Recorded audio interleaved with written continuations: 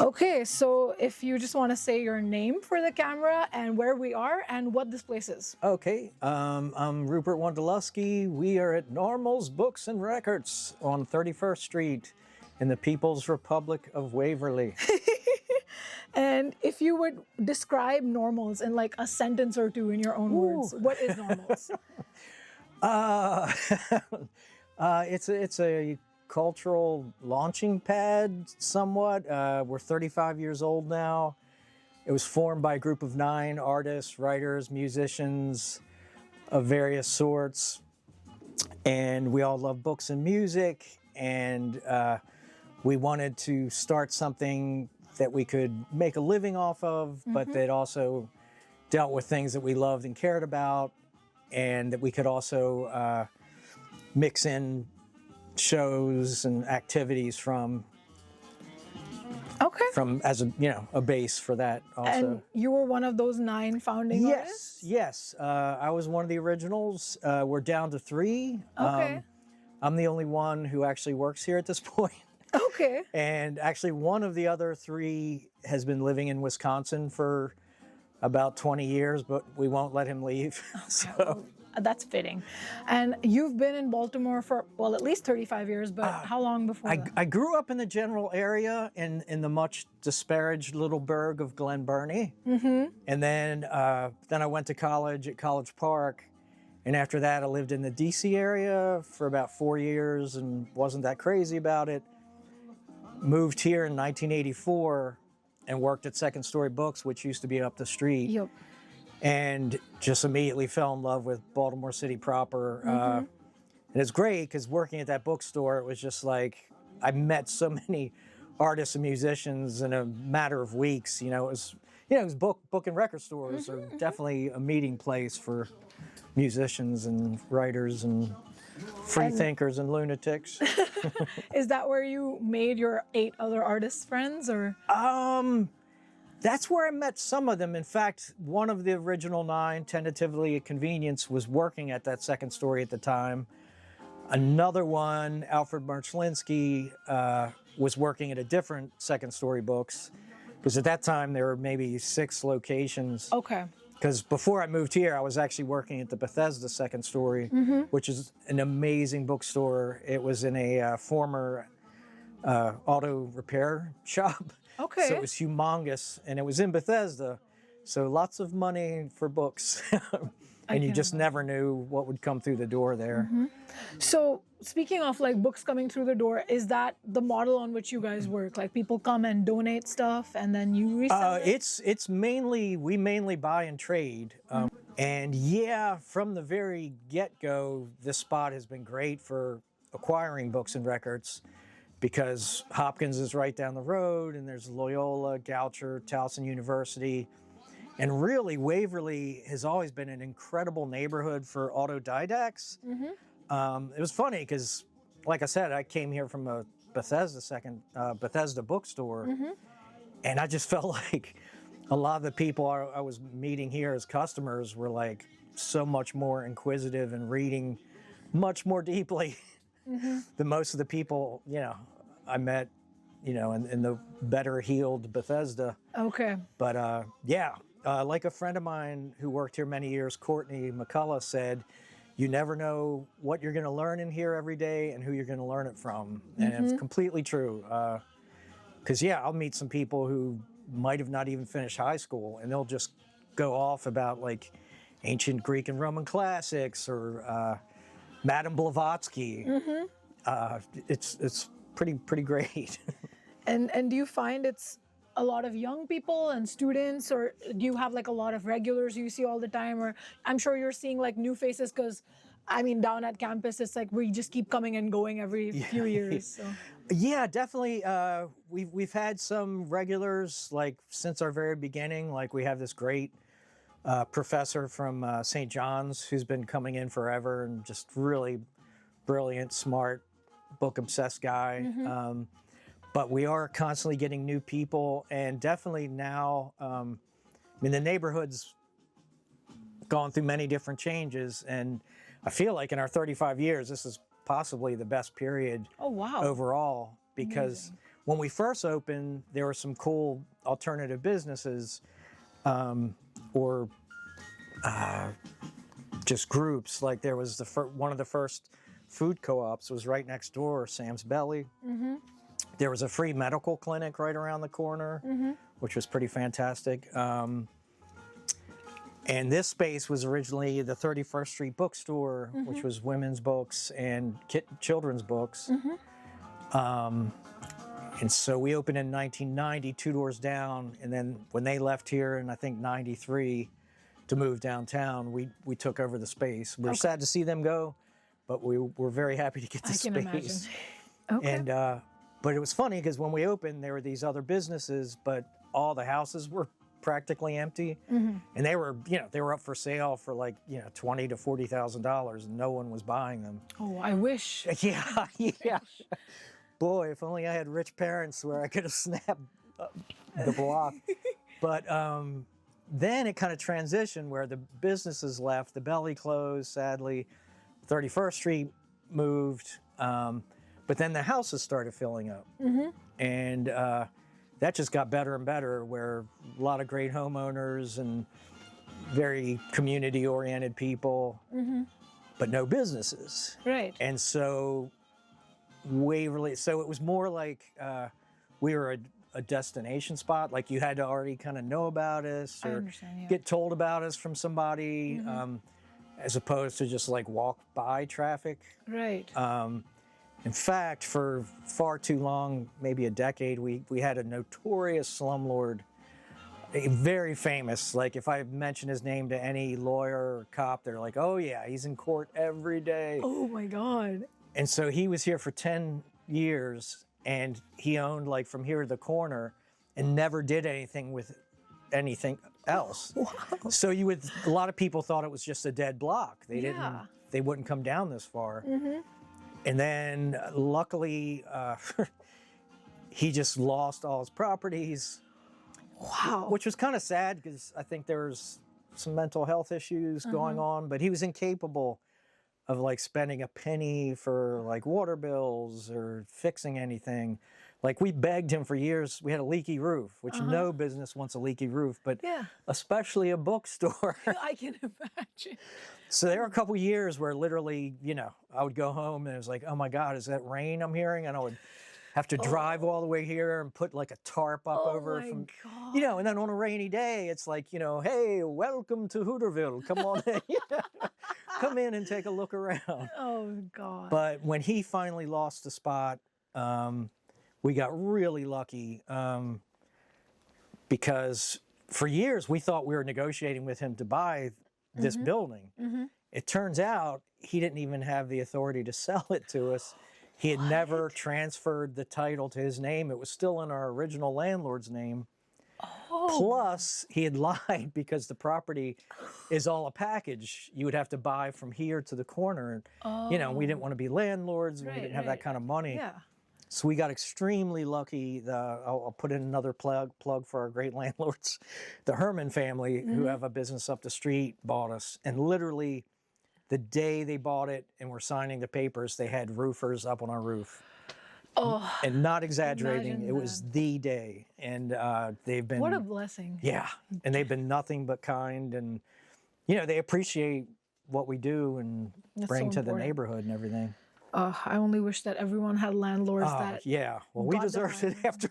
Yeah, you went through a lot. Yeah, to give you a taste of the one before the Hermans, like if we would complain on a rainy day about the roof, he would literally take his shoes off, climb the roof, and then come down and give us some like wacky physics, explain it in physics about why the leak was coming through. And it's like, hey, that's really entertaining, but... We would just like that leak to not happen. Yeah. Oh my God. Okay. That's a really interesting history of this area. And and sorry. And then the finale was that now at this point, for kind of the first time, now the houses are all filled, great homeowners and community-oriented people, but then also there's all these businesses cool businesses like Red Emma's. We were so happy that they're moving here. That's, I feel like complimentary. And you know, a couple different restaurants, and supposedly the Thai restaurant is going to be moving right across the street from us, which Oh. is a Waverly, you know, legend. They used to be. It's funny. The original owner of the Thai restaurant was Second Story's landlord back when I worked there. What So a network. full circle. Baltimore's all about the circles. Okay, so I can tell obviously that you really like Baltimore as a city. I do. And of course you have an artist's persuasion. So if you want to speak a little bit more to this city, and like you've been here for 35 years, so I think you're the best person to ask what have you like noticed about this city as an artist and just as someone who lives here and like operates a business here? What has changed, and how do you feel about the way people see the city? As far as the arts go, I mean, there's always been like really interesting art and music here. As far back as I go, like the first art show I went to, a friend of mine was doing a show with Joy Scott. This was like, you know, 84, 85. So immediately I get to see Joy Scott stuff. And I think it was School 33, which is still around. This was, you know, they've been around a long time. And there was great music like Lambs Eat Ivy, Linda Smith, Longfish, who we talked about earlier, who got Aaron Hankin, radio film Shout star, and moved to Baltimore. Hey, Aaron. But other than a few people like Lungfish and Linda Smith, it's like the music especially, nobody was like getting signed to labels or anything like that. It was purely, you know, underground stuff and word of mouth and everything. So one thing that's definitely changed is, well, like one year, Rolling Stone even picked Baltimore as like the #1 music spot. Incredible. Yeah, I think partially because of Wham City people, maybe, but also they gave a shout out to our Red Room. The store donates the space next door to a music collective called the Red Room, and they're probably about 27 years old now, so they're eldritch also, and they have 2 or 3 shows a week, but then once a year they hold a big festival called High Zero. Down at the Theater Project, and that's gotten like worldwide acclaim. I mean, they have really some major people: Joe McPhee, William Breuker. They have Pauline Oliveros, which I love her, but I did not catch that. I don't know how I missed that one. Oh, that's a shame. But at any rate, yeah. So Rolling Stone gave a plug to that. You know, Amazing. mention And that. Turnstile this year with the free Turnstile. concert at Wyman Park Dell, another full circle Yeah, movement. yeah, and was Beach incredible. House, who I will give us a plug, a shameless plug for ourselves here. Beach House has been shopping here since they were teenagers. Wow, imagine that. You've Yeah. had a couple of famous people roll around. John Waters still comes through. Wow. And I'm eternally grateful to him because back when my parents were still alive, he got us in People magazine.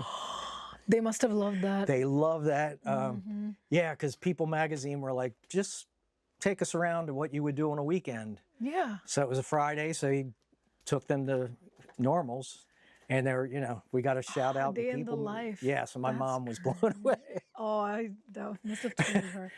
Oh, that's awesome.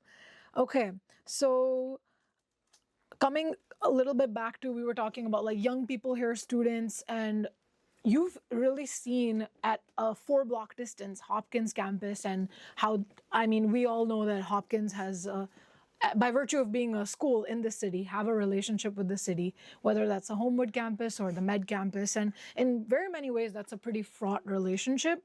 But there's also like positives, like what we get to do right now through this project. So Right.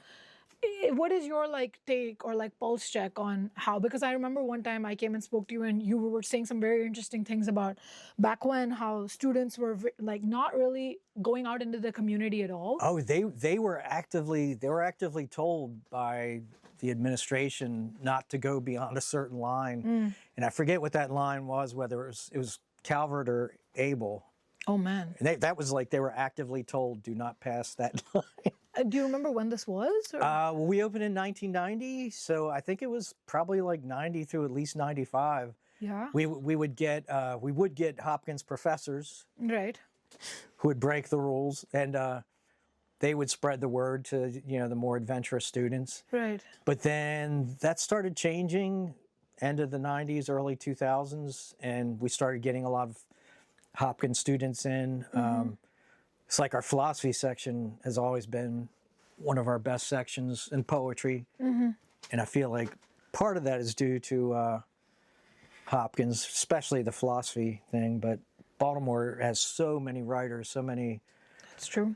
maybe even poets more than prose writers. Yeah, I found such like a flourishing poetry scene when I got here. We have that in common too. We both write poetry, and I really, You have not shown me your poetry. I will definitely do so. And I really wasn't a performance poet before I got here, and I got to dip my toe into that space. And it's completely because of the city and these spaces that provide that community. But so 90s Hopkins students are being told not to go past a certain line. And I think from my viewpoint, whether now that hard line is gone, but spiritually, I still see a little bit of like weird, it's kind of like a weird oasis in Baltimore. Yeah. Have you observed that? Or I have, I really have, and it's kind of weird because in some ways I've always felt sorry for Hopkins students because, most college towns, there's like a lot of stuff all around the college. Yeah. And it's like, I don't know, we got the Charles Village Pub. Yeah, the Subway and Chipotle. Chipotle. There's never really, there used to be a really fun little bar. Of course, man, we're talking the 80s, called the Grad Club. Oh, okay. That was really fun. That was like a classic old little, almost like a speakeasy type bar that was part of Hopkins. Oh, wow. And there were murals on the wall by Bob Hieronymus. Pretty I think you know what? famous. There's a building on campus where he still has murals. Okay. Yeah. Yeah. In one of the older buildings, the upper floor, I'm pretty sure I looked up who the mural was by because it's absolutely beautiful and it's quite provocative for a Hopkins space. Yeah. So I was curious, and I think it was him. Yeah. And he used to have a radio show, I think very maybe UFO related. But Whoa. yeah. He's an infamous Baltimore character for sure. So in some ways that still exists because there's not that much to do around. And do you think that there's anything else to that or like, is it a matter of like, I don't know, like where is that gap coming from? Like, is it just a lack of things to do in this space? Is it like the kind of students that go, like, I wonder what your assessment could be of that. Well, I'm not sure.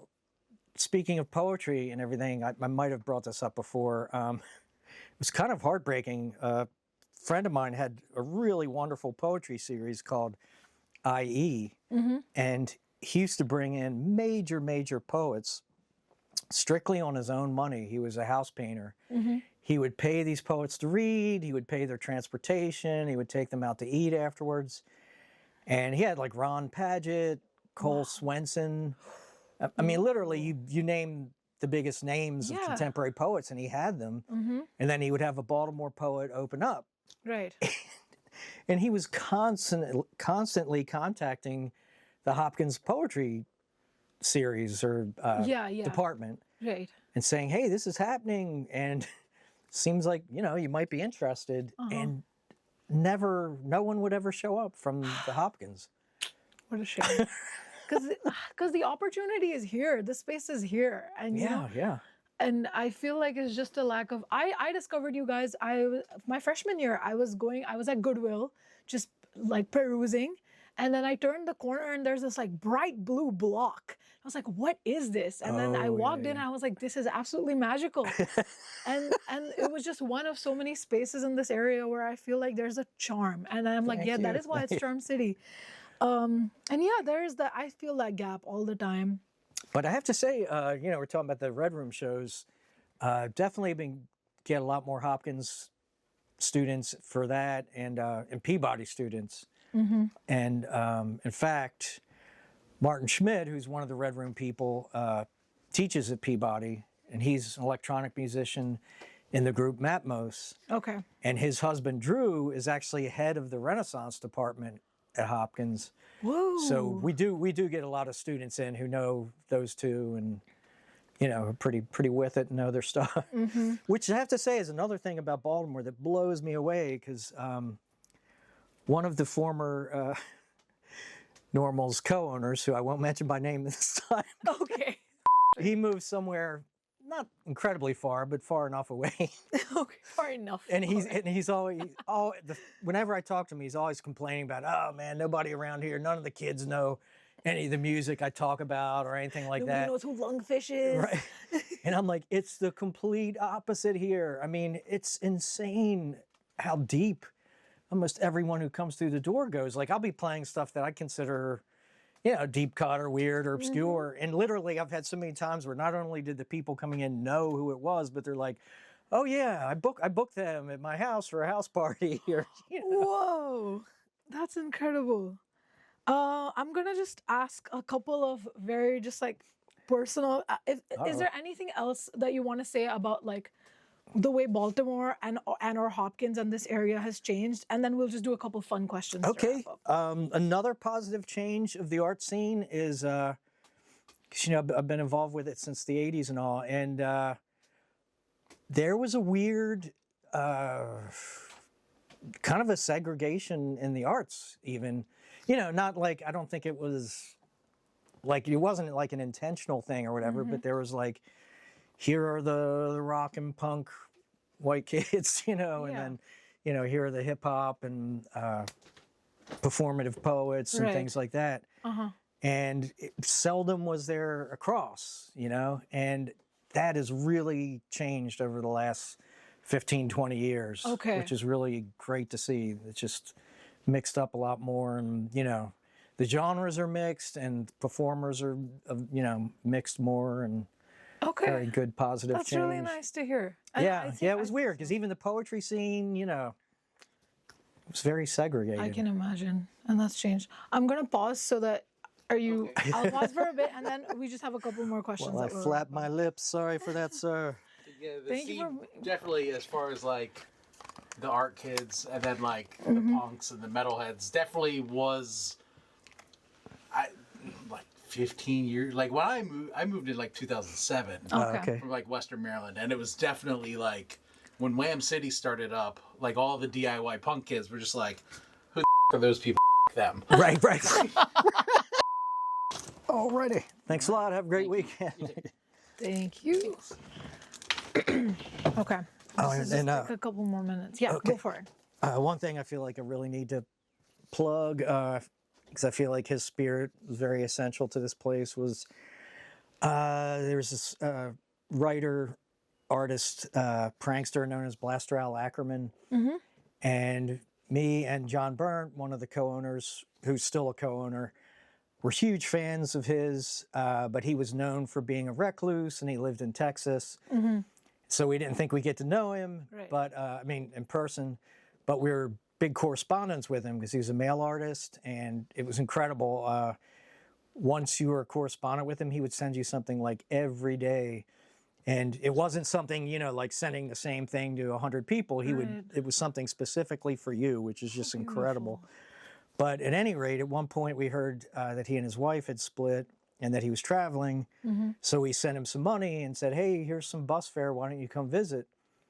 And so he came to visit, and he basically just stayed because Baltimore just like fit him so well. And it was hilarious because when he had talked about, by mail that he might come, I'm like, hey, I've got this poetry music series I'd love for you to read. And he had said initially, oh, I'm really not one for reading out. I'm shy about that. And then once he actually was here, he was an incredible reader, and he actually really loved it. It was, almost like a ham. But he stayed here, basically until he was too sick to stay here. He was an older guy.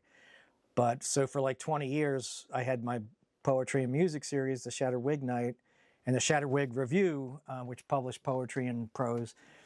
And he would read at every show, once a month. And not many writers are good enough performers or prolific enough writers to like merit hearing once a month, but he was amazing.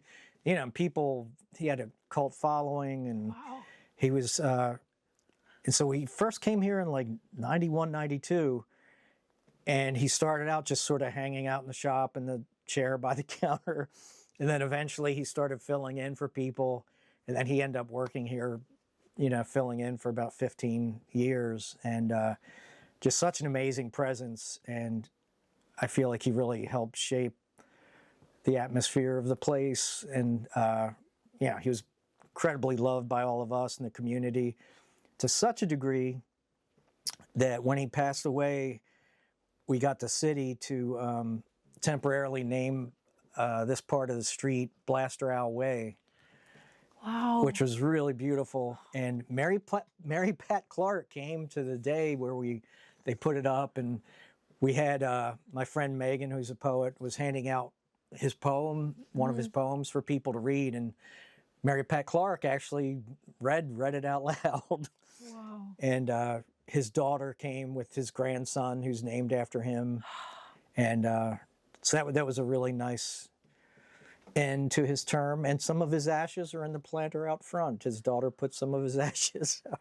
That's so beautiful. And it's crazy how so serendipitously these connections, like whether that was you, the way you got this space, or how you met so many of these people, you can't plan for or predict it. Right. It's just meant to happen out of like love for what you guys do, I guess. Yeah.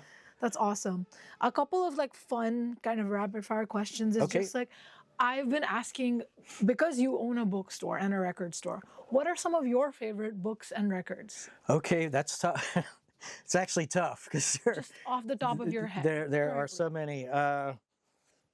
Whoo-wee. I mean, records. I love many different genres. I love jazz, krautrock, punk rock. You know, I have a huge Sun Ra collection of records. He's one of my favorites. I got to see him live like 5 times. Dream. I touched his cape once in the old 930 Club. Wow. And one of my favorite, we were talking about the radio earlier. Hello, Aaron Henkin. When I lived around DC, I was listening to, I think it was WPFW. Yes. And it was actually a talk show, so I'm kind of surprised I was listening to it looking back. But they were talking about God and religion, and Sun Ra himself called into WPFW. And he said, you all are talking about Jesus. Well, Jesus is dead. I'm Sun Ra. I'm here and now. Whoa. Which was pretty amazing. But yeah, and then one of my favorite punk or post-punk or whatever, just rock bands was Mission of Burma, who are from Boston and who are active in the early 80s mainly. Talk about full circles.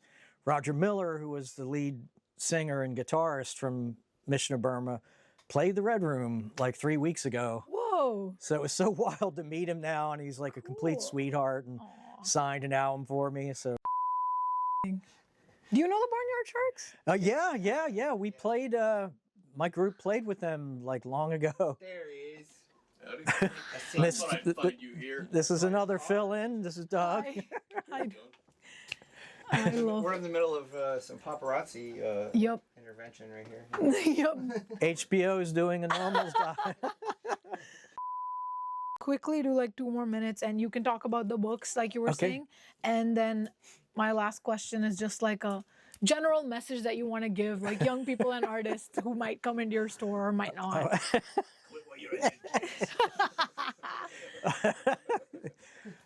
Okay. Well, book-wise, there's so much to cover, but one of the first writers who like completely, I felt like physically blew my mind as a teenager was Flannery O'Connor. Like when I first read her short stories, it took me to Yeah. a place I'd never been. Love Paul Bowles, his short stories, and he edits, he translates the works of a Moroccan friend of his called Mohammed Rabit, incredible writer. I really love strange stories, and the master of that is Robert Aikman, who is a writer that Blaster Owl turned me on to. He was the best read person I'd ever met, and so every recommendation from him was gold. But at that time, in the early 90s, Robert Aikman was still really obscure, but he was this British author. He would kind of get lumped in with ghost story writing, but it's not like that. It's just sort of like psychological, atmospheric offness. Whoa. You know, which actually sometimes Paul Bowles and Borges like that.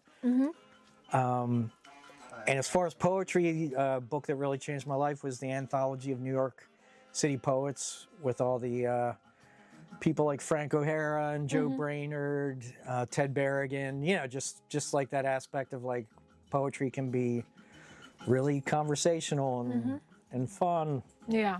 but not vapid. you know. Yep. Great. And lastly, just like, this is your opportunity to just say a thing to anybody who might walk in your store, or like young people in Baltimore, like me and my Cotter, like anything that you just want us, a message for the time. Be kind to old bald men. You don't know their stories. I know. No, you can make anything happen, especially in Baltimore. Yeah, Although the rents are going up, but this is are. one of the best places to make magic happen I agree. and overthrow the man. Let's do it. All right. Okay. I thank you, sir. All right.